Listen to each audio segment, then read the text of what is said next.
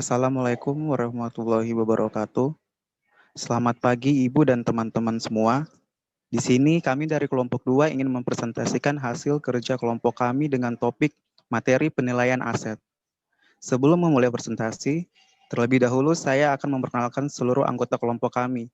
Dimulai dari saya, Fahrul Ananda, sebagai moderator yang akan memandu jalannya presentasi. Kemudian selanjutnya ada Sifrat Alita Kapresi, Deborah Sisilia, Muhammad Zulfikar, Ayan Larmoka, dan Noni Esther. Untuk memulai presentasi, langsung saja saya serahkan kepada rekan saya. Baik, pertama-tama kita akan memulai dengan mengetahui apa itu penilaian aset.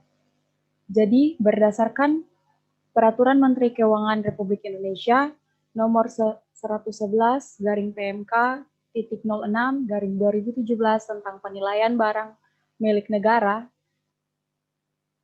mengatakan bahwa penilaian adalah proses kegiatan untuk memberi suatu opini, suatu nilai atas suatu objek penilaian berupa barang milik negara pada saat tertentu. Sedangkan penilai aset sendiri adalah pihak yang melakukan penilaian secara independen berdasarkan kompetensi yang dimilikinya. Baik, di sini saya akan menjelaskan tujuan penilaian aset.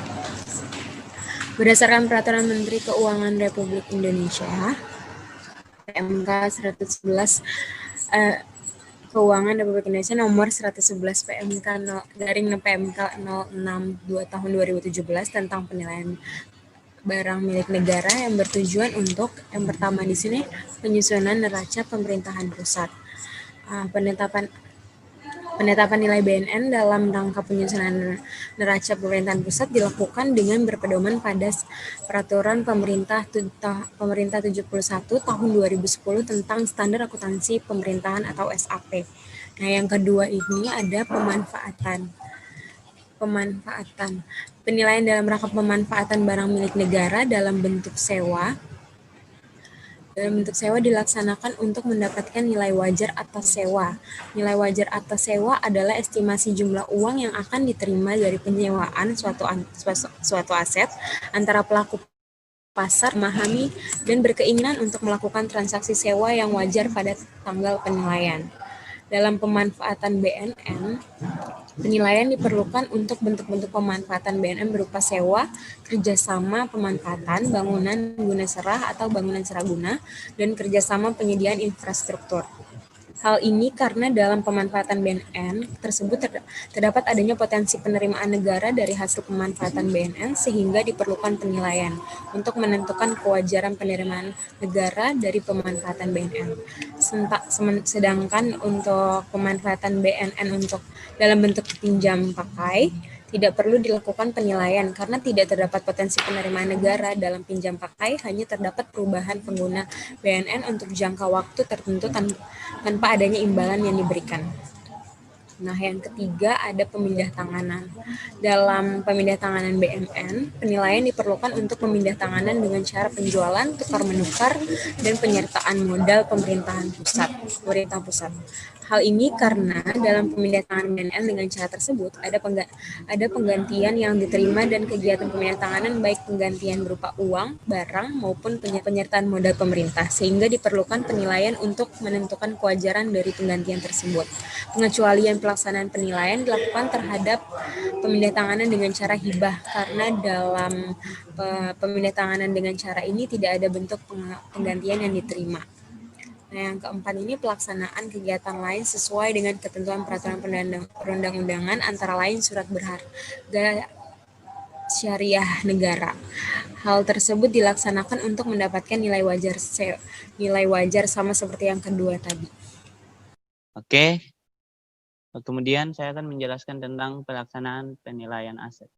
Nah, untuk pelaksanaan penilaian aset di sini kita menggunakan Peraturan Menteri Keuangan Republik Indonesia nomor 111 garing PMK titik 06 garing 2017 tentang penilaian barang milik negara. Pelaksanaan penilaian meliputi yang pertama pengumpulan data awal. Nah, untuk pengumpulan data awal ini bisa dilakukan melalui pekerjaan inspeksi, teman-teman. Nah, data-data yang kita dapatkan itu ada 3 kelompok data yang akan saya jelaskan di sini. Maaf. Yang pertama data umum. Data umum ini seperti data wilayah, kota, lingkungan, atau sosial, ekonomi, pemerintahan. Kemudian ada data khusus. Data khusus ini lebih spesifik ke suatu objek yang akan dinilai seperti kondisi fisik, ukuran, dan spesifikasi. Kemudian yang selanjutnya adalah data pembanding. Data pembanding ini seperti data penjualan, data penawaran, biaya, dan tingkat hunian. Nah, untuk data-data yang didapat ini, data yang baik itu harus seperti apa sih? Nah, data yang baik itu seperti data tersebut dia harus objektif. Kemudian dia mewakili kondisi dari properti yang dinilai. Selanjutnya adalah kesalahan baku dari data tersebut itu harus kecil dan standar error juga harus kecil. Data tersebut juga dia tuh harus up to date dan relevan. Artinya petugas yang melakukan pengumpulan data awal ini dia harus benar-benar mempertanggungjawabkan data yang dia dapatkan tersebut. Selanjutnya adalah survei lapangan atau pengumpulan data. Nah, untuk survei lapangan ini dia langsung ke lapangan seperti melakukan dari data inventarisasi atau data-data yang dia dapatkan pada saat inspeksi. Kemudian selanjutnya adalah analisis data. Analisis data ini mulai melakukan tahap pendekatan untuk mengetahui nilai dari suatu aset yang akan dinilai tersebut. Pada saat analisis data ini ada 3 pendekatan yang dilakukan, yaitu pendekatan biaya, pendekatan nilai pasar, sama pendekatan pendapatan. Nah, untuk 3 pendekatan itu nanti akan dijelaskan oleh teman saya, Ayan Lermoka. Nah, pada saat analisis data ini tujuannya untuk kita sudah mulai bisa mengetahui nih nilai dari aset yang ingin kita nilai. Selanjutnya adalah simpulan nilai. Simpulan nilai ini kita mulai menyimpulkan berdasarkan hasil dari analisis data. Yang terakhir adalah penyusunan laporan. Untuk penyusunan laporan ini berisi dia paling sedikit memuat uraian objek penilaian, kemudian tujuan penilaian, tanggal survei lapangan, tanggal penilaian, hasil analisis data, pendekatan penilaian, dan simpulan nilai. Baik, yang selanjutnya ada pendekatan penilaian aset. Next. Berdasarkan Peraturan Menteri Keuangan Nomor 11/PMK /06/2017, cara pendekatan penilaian aset dibagi menjadi 3, yaitu yang pertama perbandingan harga jual atau sales comparison method, yang kedua ada pendekatan biaya atau cost approach, dan yang ketiga ada perbandingan pendapatan atau income capitalization approach. Next. Di sini tim penilai dapat memilih pendekatan yang dianggap paling mencerminkan nilai objek penilaian. Tim penilai Direktorat Jenderal dapat menggunakan lebih dari 1 pendekatan penilaian. Dalam hal digunakan 2 atau lebih pendekatan penilaian, tim penilai Direktorat Jenderal melakukan rekonsiliasi berdasarkan bobot atas indikasi nilai dari pendekatan yang digunakan atau memilih pendekatan yang dianggap paling mencerminkan nilai objek penilaian. Bobot atas indikasi nilai dari masing-masing pendekatan ditentukan berdasarkan pertimbangan profesional penilaian Direktorat Jenderal. Baik, saya akan melanjutkan presentasi dari Anan. Seperti yang tadi dijelaskan oleh Anan, secara umum terdapat 3 cara pendekatan, yaitu perbandingan harga jual.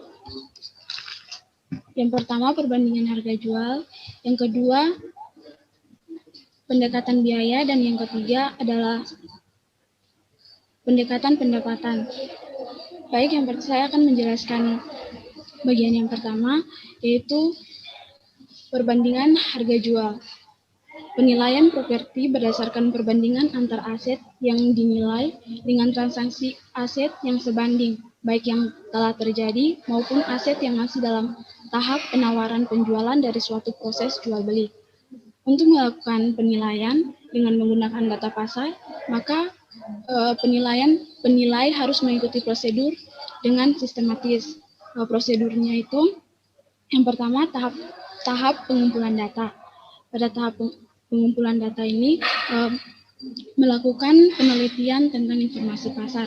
Jadi harus melakukan penelitian pasar mengenai informasi yang berkaitan dengan transaksi penjualan yang terjadi, pendaftaran dan penawaran atas permintaan properti seperti yang serupa dengan properti yang akan dinilai. Seperti jenis properti, kondisi properti secara fisik, lokasinya, dan lain-lain. Setelah melakukan penelitian tentang informasi pasar, melakukan verifikasi informasi dengan cara bertemu langsung dengan penjual untuk mengkonfirmasikan apakah data yang diperoleh itu akurat atau tidak. Selain itu juga dapat menambah informasi. Tahap yang berikut adalah tahap analisis data. Data yang dipergunakan harus memenuhi syarat, yaitu yang pertama, data yang diperoleh dari transaksi jual beli tanpa paksaan. Yang kedua, data transaksi jual beli yang belum lama berlangsung. Dan yang terakhir, data jual beli harus mempunyai kesamaan dalam hal peruntukan. Tahap yang terakhir yaitu tahap penyesuaian. Pada tahap ini sering digunakan dalam menyusun urutan untuk menetapkan properti yang dinilai di antara peringkat harga properti. Peringkat yang dibuat itu berdasarkan pengajian seluruh kualitas. Next. Ya, cara yang kedua yaitu pendekatan biaya. Pendekatan biaya atau cost effort. Pendekatan biaya merupakan pendekatan penilaian aset yang memperkirakan biaya bangunan baru, kemudian dikurangi biaya penyusutan dan ditambah dengan nilai tanahnya.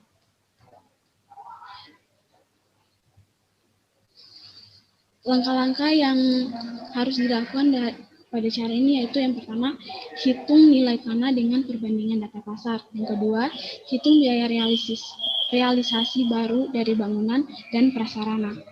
Jadi dalam menghitung biaya pengganti baru terdapat 4 macam metode yang digunakan, yaitu metode survei kualitas atau quality survey method. Yang kedua, metode unit terpasang atau unit in place method. Yang ketiga, metode meter persegi atau square meter method.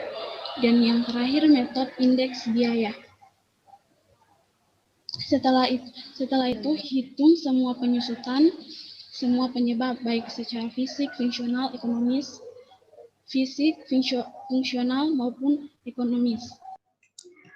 Baik, untuk perbandingan pendapatan, di sini ada 4 metode. Yang pertama, metode diskonto, arus kas, atau direct capitalization method. Jadi pada metode ini, nilai objek penilaian didapatkan dengan membagi proyeksi pendapatan tahunan yang mencerminkan dan mewakili pendapatan tahunan di masa yang akan datang dengan tingkat kapitalisasi tertentu. Yang kedua, ada metode penyisaan atau residual tactic Q method. Pada metode ini, nilai objek penilaian didapatkan dengan mengkapitalisasi komponen pendapatan yang merupakan bagian dari komponen properti.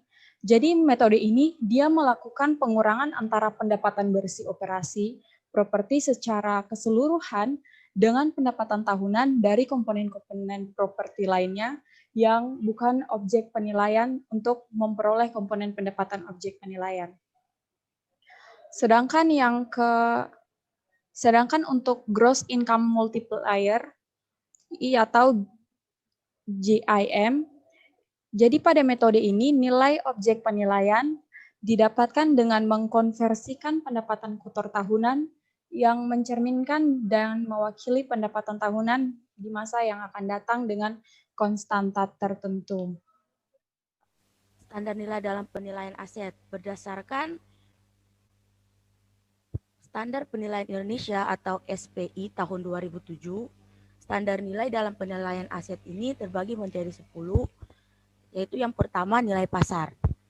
Nilai pasar didefinisikan sebagai estimasi sejumlah uang pada tanggal penilaian yang dapat diperoleh dari transaksi jual beli atau hasil penukaran suatu properti antara pembeli yang berminat membeli dengan penjual yang berminat menjual dalam suatu transaksi bebas ikatan yang pemasarannya dilakukan secara layak di mana kedua pihak masing-masing bertindak atas dasar pemahaman yang dimilikinya, kehati-hatian dan tanpa paksaan. Yang kedua, nilai dalam penggunaan merupakan nilai yang dimiliki oleh suatu properti tertentu bagi penggunaan tertentu untuk seorang pengguna tertentu dan oleh karena itu tidak berkaitan dengan nilai pasar. Nilai dalam penggunaan ini adalah nilai yang diberikan oleh properti tertentu kepada badan usaha, di mana properti tersebut merupakan bagian dari badan usaha tanpa memperdulikan penggunaan terbaik dan tertinggi dari properti tersebut atau jumlah uang yang didapat diperoleh atas penjualannya. Yang ketiga ada nilai investasi. Nilai investasi merupakan nilai properti untuk investor tertentu atau kelompok investor tertentu untuk tujuan investasi yang teridentifikasi. Konsep nilai investasi ini atau manfaat ekonominya mengaitkan properti khusus dengan investor khusus, kelompok investor atau badan usaha dengan kriteria-kriteria dan tujuan-tujuan investasi yang teridentifikasi. Nilai investasi atau manfaat ekonomi suatu properti dapat lebih tinggi atau lebih rendah dari nilai pasar properti. Istilah nilai investasi atau manfaat ekonomi hendaknya jangan dirancukan dengan nilai pasar properti investasi. Walau bagaimanapun, nilai pasar dapat mencerminkan sejumlah penaksiran atas nilai investasi atau manfaat ekonomi secara individual atau properti tertentu. Nah, nilai investasi atau manfaat ekonomi ini berkaitan dengan nilai khusus. Selanjutnya, nilai bisnis. Nilai bisnis yang berjalan adalah nilai suatu bisnis secara keseluruhan. Konsep ini melibatkan penilaian terhadap suatu bisnis yang berjalan, di mana alokasi atau pembagian dari nilai bisnis yang berjalan secara keseluruhan menjadi bagian-bagian penting yang memberikan kontribusi kepada keseluruhan bisnis. Tetapi, tidak satupun dari komponen tersebut membentuk dasar untuk nilai pasar. Oleh karena itu, konsep nilai bisnis yang berjalan dapat diterapkan hanya pada properti yang merupakan bagian penyerahan badan usaha atau perusahaan. Yang kelima ada nilai asuransi. Nilai asuransi adalah nilai properti sebagaimana yang diatur berdasarkan kondisi-kondisi yang dinyatakan di dalam kontrak atau polis asuransi dan dituangkan dalam definisi yang jelas dan terinci. Next. Selanjutnya ada nilai kena pajak. Nilai kena pajak adalah nilai berdasarkan definisi yang tertuang dalam peraturan perundang-undangan yang berlaku berkaitan dengan penaksiran nilai dan atau penentuan pajak properti. Walaupun beberapa peraturan perundang-undangan mungkin mengutip nilai pasar sebagai dasar penaksiran nilai, metodologi penilaian yang digunakan untuk mengestimasi nilai dapat menghasilkan nilai yang berbeda dengan nilai pasar sebagaimana yang didefinisikan dalam SPI nomor 1. Oleh karena itu, nilai kena pajak tidak dapat dipertimbangkan sebagai nilai pasar sebagaimana didefinisikan dalam SPI 1 kecuali diindikasikan sebagai secara eksplisit. Kemudian yang ketujuh ada nilai sisa. Nilai sisa adalah nilai suatu properti tanpa nilai tanah seperti jika dijual secara terpisah untuk setiap bagiannya dan tidak lagi dimanfaatkan untuk penggunaannya saat ini serta tanpa memperhatikan penyesuaian dan perbaikan khusus. Nilai tersebut dapat diberikan dengan atau tanpa memperhitungkan biaya penjualan dan apabila memperhitungkan biaya penjualan, hasilnya dihitung dengan menggunakan konsep nilai realisasi bersih atau net realizable value. Dalam setiap analisis, komponen-komponen yang termasuk atau tidak termasuk hendaknya diidentifikasi. Yang kedelapan ada nilai jual paksa adalah sejumlah uang yang mungkin diterima dari penjualan suatu properti dalam jangka waktu yang relatif pendek untuk dapat memenuhi jangka waktu pemasaran dalam definisi nilai pasar. Pada beberapa situasi, nilai jual paksa dapat melibatkan penjual yang tidak berminat menjual dan pembeli yang membeli dengan mengetahui situasi yang tidak menguntungkan penjual. Istilah nilai likuidasi seringkali digunakan dan memiliki arti sama dengan nilai jual paksa. Yang berikut ada nilai khusus, adalah istilah yang terkait dengan unsur luar biasa dan dari nilai sehingga melebihi nilai pasar. Nilai khusus dapat terjadi misalnya oleh karena kaitan fisik, fungsi, ataupun ekonomi dari properti dengan properti properti lainnya seperti properti yang bersambungan. Nilai khusus merupakan suatu penambahan nilai yang dapat diterapkan untuk pemilik atau pengguna tertentu atau pemilik atau pengguna prospektif dari properti dan bukan pasar secara keseluruhan. Nilai khusus hanya dapat diterapkan untuk pembeli dengan kepentingan khusus. Nilai penggabungan atau managed value merupakan penambahan nilai hasil penggabungan atau dua lebih hak atas properti, merepresentasikan contoh kasus dari nilai kasus. Nilai khusus dapat dikaitkan dengan elemen-elemen nilai bisnis yang berjalan dan nilai investasi atau dapat nilai investasi atau manfaat ekonomi. Penilai harus memastikan bahwa kriteria tersebut berbeda dengan nilai pasar dengan menyatakan sejelas-jelasnya. Kemudian ada nilai jaminan pinjaman. Merupakan nilai properti yang ditentukan oleh penilai dengan penaksiran secara berhati-hati atas marketabilitas properti di masa mendatang dengan memperhatikan aspek kesinambungan jangka panjang properti, kondisi pasar lokal dan normal, dan penggunaan saat ini serta alternatif penggunaan properti yang sesuai. Elemen-elemen yang bersifat spekulatif tidak dapat diperhitungkan dan dalam penilaian jaminan pinjaman, nilai pinjaman akan didokumentasikan secara jelas dan transparan. Sekian presentasi dari kelompok kami. Di sini kami membuka sesi pertanyaan, tapi untuk diingat, kami hanya membuka satu kesempatan pertanyaan bagi tiap kelompok. Sekali lagi, hanya satu kesempatan pertanyaan. Terima kasih. Baik, kelompok 2, saya dari kelompok 1 ingin bertanya. Baik, silakan. Saya ingin bertanya pada bagian yang cost approach tadi ya, atau pendekatan biaya. Bisa dikembalikan slide-nya? Ya, baik. Jadi ini kan ada beberapa metode untuk hitung biaya pengganti baru. Nah, ini mungkin beberapa metode ini mempunyai kriteria khusus untuk jenis barang apa yang dinilai gitu. Misal metode meter persegi untuk apa gitu. Bisa dijelaskan. Terima kasih. Baik, terima kasih. Pertanyaannya kami akan tampung dulu. Selanjutnya untuk kelompok lain, apakah ada pertanyaan?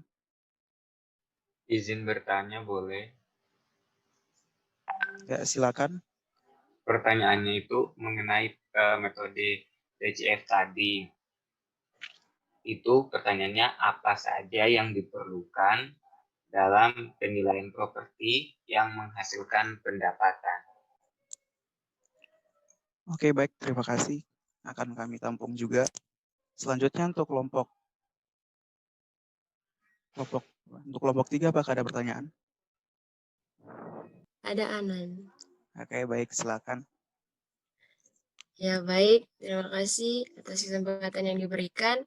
Pertanyaan saya yaitu terkait dengan standar nilai dalam penilaian aset. Kan tadi disebutkan bahwa penilaiannya itu berdasarkan SPI tahun 2007 kan.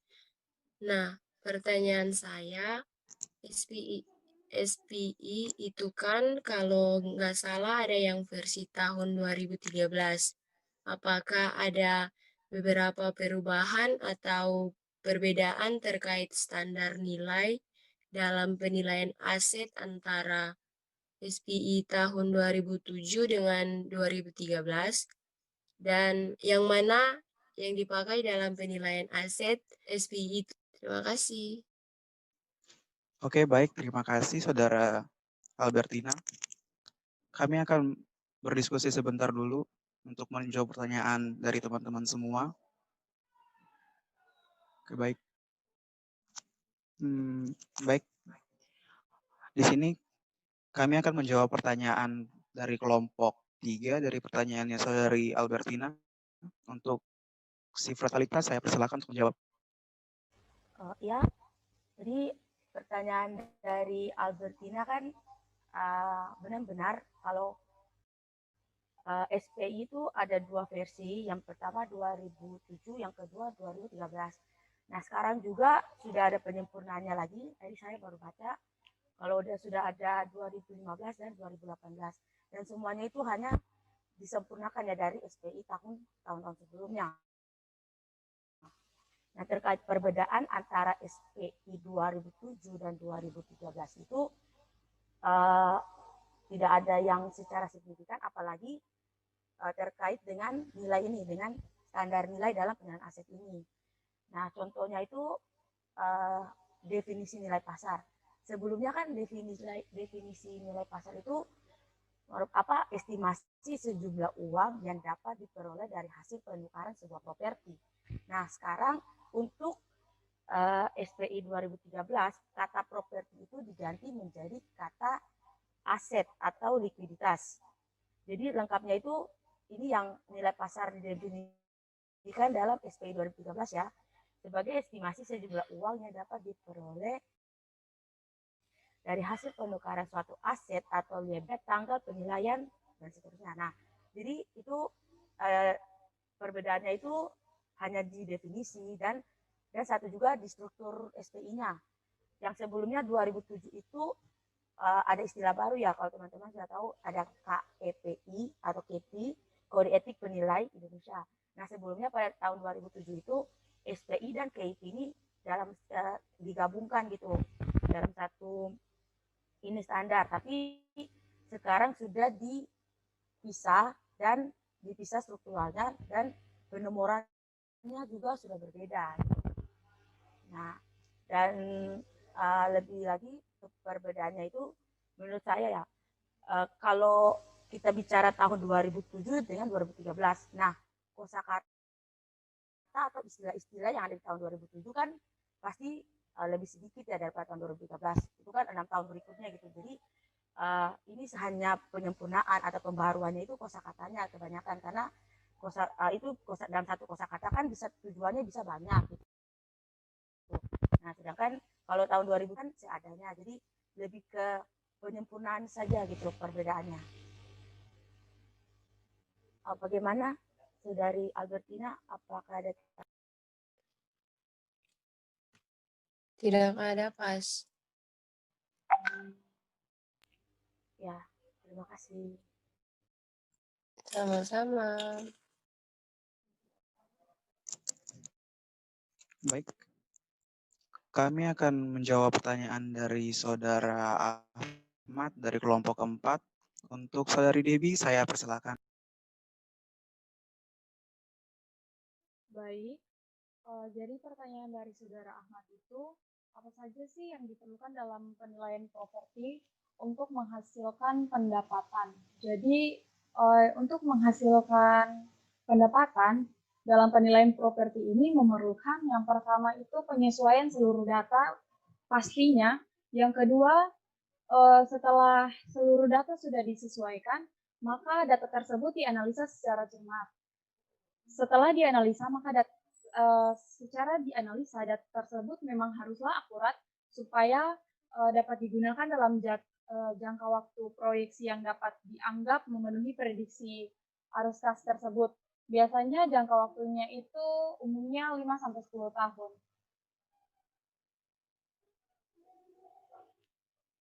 Apakah jawaban saya sudah bisa diterima, Ahmad? Baik, Debbie. Terima kasih sudah cukup. Baik. Untuk pertanyaan dari Saudara Satria dari kelompok 1, kami akan menjawab.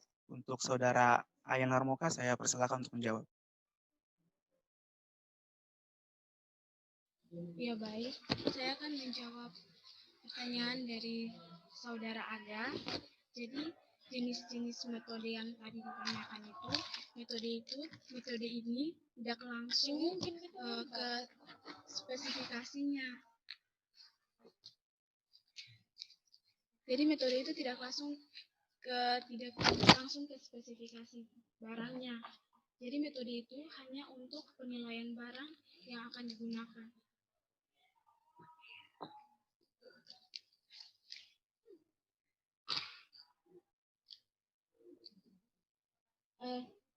Saya akan menjelaskan ulang tentang metode yang terdapat dalam hitung biaya pengganti baru. Yang pertama itu metode survei metode survei kuantitas. Metode survei kuantitas ini, metode perhitungan estimasi biaya pembangunan berdasarkan rincian kualitas sesuai dengan pekerjaan dan harga satuan pekerjaan. Yang berikut, metode unit terpasang adalah metode perhitungan estimasi biaya pembangunan berdasarkan harga satuan unit terpasang.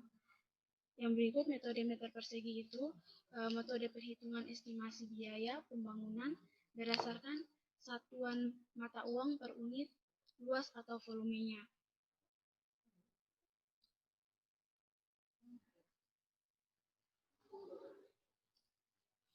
Mungkin ada tambahan dari teman saya.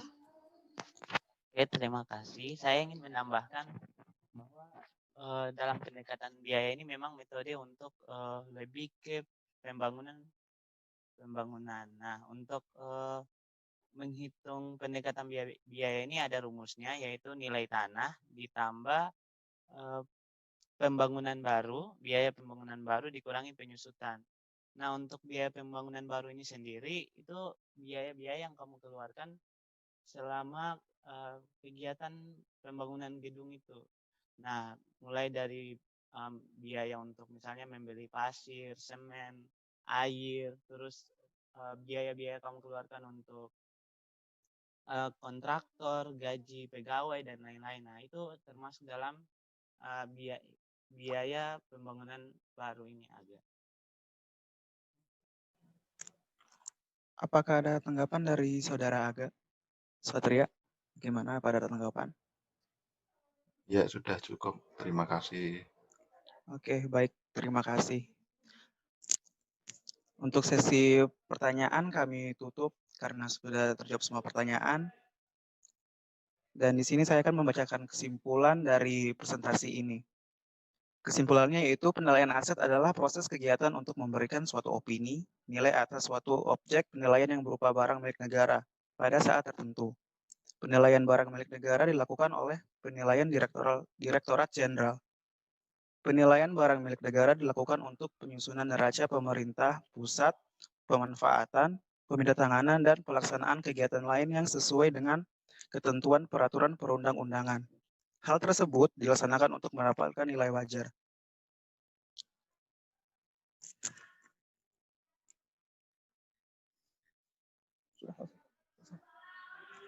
Sekian dari presentasi kami hari ini. Terima kasih atas perhatiannya dan selamat pagi.